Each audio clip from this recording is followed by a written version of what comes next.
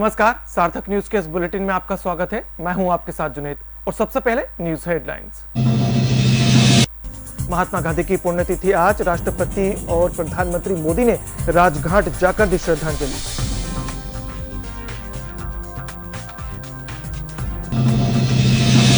स्वच्छता में नंबर 1 इंदौर हुआ शर्मसार, बेसहारा बुजुर्गों को कचरा गाड़ी में मवेशियों की तरह भरकर शहर के बाहर छोड़ा।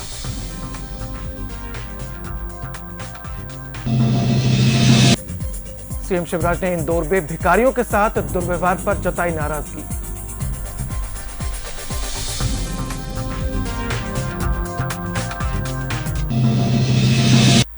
और सभी समाचारों को देख लेते हैं विस्तार के साथ। आज राष्ट्रपिता महात्मा गांधी की 73वीं पुण्यतिथि है। आज ही के दिन 30 जनवरी 1948 को नाथूराम गोडसे ने उनकी हत्या कर दी थी।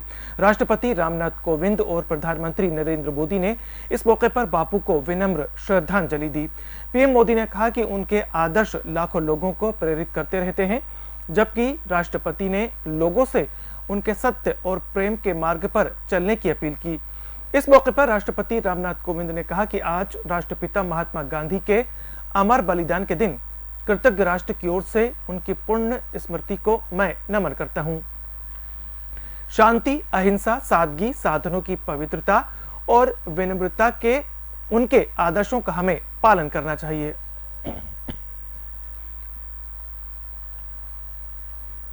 ग्वालियर में गांधी जी के हत्यारे गोडसे का मंदिर बनाए जाने के विरोध में कांग्रेस विधायक आरिफ मसूद सहित सैकड़ों कांग्रेसियों ने महात्मा गांधी की 73वीं पुण्यतिथि पर गांधी प्रतिमा के समक्ष एक दिन का उपवास रखा। गौरतलब है कि ग्वालियर में नाथूराम गोडसे के नाम से ज्ञानशाला लाइब्रेरी खोलने का प्रस्ताव है, जिसको लेकर विरोध भी हो रहा है। इसी बात से नाराज होकर भजन कीर्तन कर गोडसेवादी विचारधारा के लोगों को सद्बुद्धि देने हेतु उपवास रखा गया। कांग्रेसजनों की मांग है कि ऐसे लोगों पर सख्त कार्रवाई होना चाहिए। राष्ट्रपिता महात्मा गांधी की 73वीं पुण्यतिथि पर भाजपा उपाध्यक्ष आलोक शर्मा ने श्रद्धांजलि दी। मिंटो हॉल में स्थित प्रतिमा पर माल्यार्पण कर महात्मा गांधी को याद किया गया। बीजेपी कार्यकर्ताओं ने महात्मा गांधी अमर रहे के जमकर नारे लगाए। वहीं लगे हाथ इस मौके पर आलोक शर्मा ने सीएम शिवराज से मिंटो हॉल का नाम बदलने की मांग भी रख दी।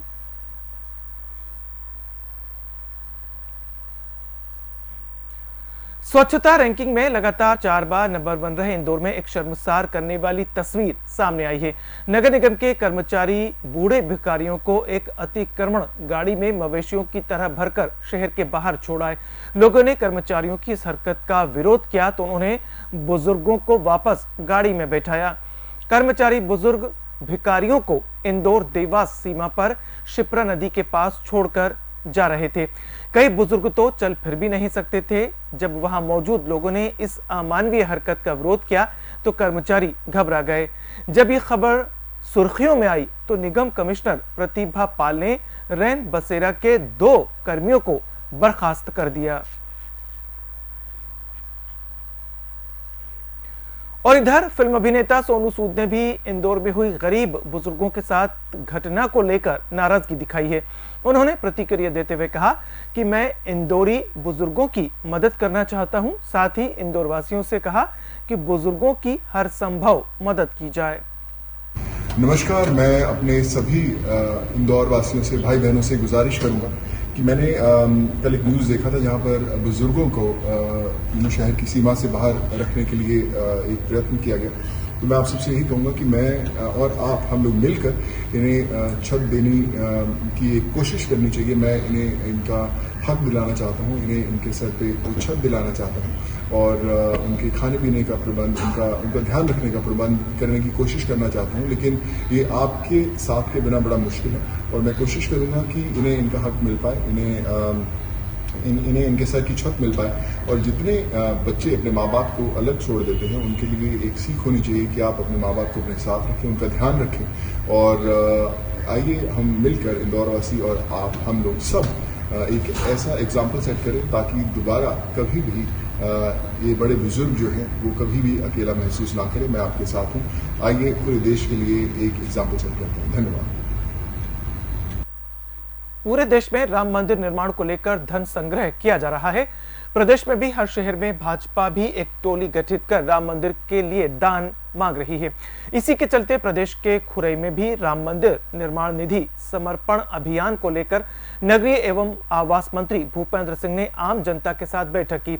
भूपेंद्र सिंह ने कहा कि हमारे देश के गौरव, सम्मान और स्वाभिमान के प्रतीक भगवान श्री राम के भव्य मंदिर का निर्माण कार्य अयोध्या में शुरू हो गया है। इसके लिए 1 से 7 फरवरी तक जनसंपर्क अभियान चलाया जाएगा। इसमें लोग अपने सामर्थ्य के अनुसार 10 रुपए से लेकर 1000 रुपए तक का सहयोग कर सकते हैं। जन सहयोग से मंदिर निर्माण हो, इसके लिए भारतीय जनता पार्टी के प्रत्येक कार्यकर्ता, बाकी सब खुरई नगर के लोग, खुरई ग्रामीण के लोग, सब लोग मिलकर राम मंदिर निर्माण में सहयोग करें और 10 रुपये से लेकर 1000 रुपये तक की जो भी राशि जो लोग दे सकते हैं। ये अभियान 1 तारीख से 7 तारीख तक चलेगा। पूरे देश की तरह सागर में भी श्री राम मंदिर के निर्माण के लिए आम लोगों से धन संग्रह किया जा रहा है, जिसके चलते समाज सेवी बढ़ चढ़कर सहयोग कर रहे हैं। भाजपा नेता राम अवतार पांडे ने अपने बेटों अंकित पांडे और अर्पित पांडे के साथ श्री राम जन्मभूमि तीर्थ क्षेत्र के लिए 1,01,000 रुपए की राशि चेक से भेंट की। बैतूल के चिचोली विकासखंड में मलाजपुर गांव में गुरु साहब बाबा की समाधि है, जहां पौष माह की पूर्णिमा से मेला शुरू हो जाता है, जहां पिछले 400 सालों से भी ज्यादा समय से मेला लग रहा है। इस मेले में बड़ी संख्या में श्रद्धालु दर्शन के लिए आते हैं। यहां प्रेत बाधा से पीड़ित निसंतान दंपति और सर्प दंश से पीड़ित लोग आते हैं। मानसिक बीमार समाधि की परिक्रमा लगाने के बाद समाधि के सामने पहुंचते हैं और उनके शरीर में हलचल पैदा होने लगती है। यहाँ बैठे पुजारी महिला मरीजों के बाल खींचकर पूछते हैं कौन सी बाधा है। कई मरीजों को तो झाड़ू भी मारी जाती है। मरीजों के परिजनों को लगता है कि उनका मरीज ठीक हो गया है, इसलिए लोगों का यहाँ विश्वास बढ़ता ही जा रहा है। गुरु साहब बाबा की समाधि से जुड़े श्रद्धालु और पुजारी इस तरह प्रेत बाधा उतारने को बाबा साहब की महिमा मानते हैं। तो वहीं डॉक्टरों का कहना है कि इस तरह की कोई चीज नहीं होती, यह सब मानसिक विकृति के रोगी हैं। ये मेला तो लगभग 400 वर्षों से भी अधिक समय से बढ़ते आ रहा है और यहाँ की मान्यता बड़ी फेमस है। यहाँ पे जितनी भी भूत प्रेत बाधाएं जो आती है वो पूर्णिमा के दिन यहाँ पे हजारों की संख्या में सब भूत प्रेत यहाँ आके निकलते हैं और इस पेड़ पर आकर चढ़ जाते हैं और यहाँ से अधिकतर लोग ठीक होके जाते हैं। यहाँ पे जो भी लोग अब आते हैं तो यहाँ पे प्रेत बाधा और सर्प काटे हुए निसंतान लोगों को और जो डिप्रेशन के शिकार है ऐसे लोग यहाँ पे पूर्ण रूप से संतुष्ट होते हैं और यहाँ पे अच्छा रिस्पांस है। गंज बासोदा में लगातार झोला छाप डॉक्टरों की लापरवाही सामने आ रही है। ऐसा ही एक मामला गंज बासोदा से सामने आया है, जहां झोला छाप डॉक्टर मरीजों की जिंदगी के साथ खिलवाड़ करने से बाज नहीं आ रहे। झोला छाप डॉक्टरों की दुकानों में ना तो कोई मान्यता प्राप्त प्रमाण पत्र है और ना ही कोई डिग्री है। मरीजों को भर्ती तो कर लिया जाता है, लेकिन जब मरीज की तबीयत बिगड़ती है तो अपनी दुकान बंद कर भाग जाते हैं। ऐसे फर्जी डॉक्टरों की वजह से कई मरीजों को अपनी जान से हाथ धोना पड़ा है।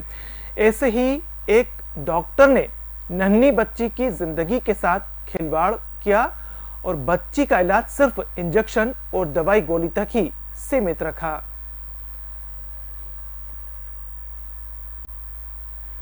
फिलहाल इस बुलेटिन में मेरे साथ इतना ही। इजाजत दीजिए, नमस्कार।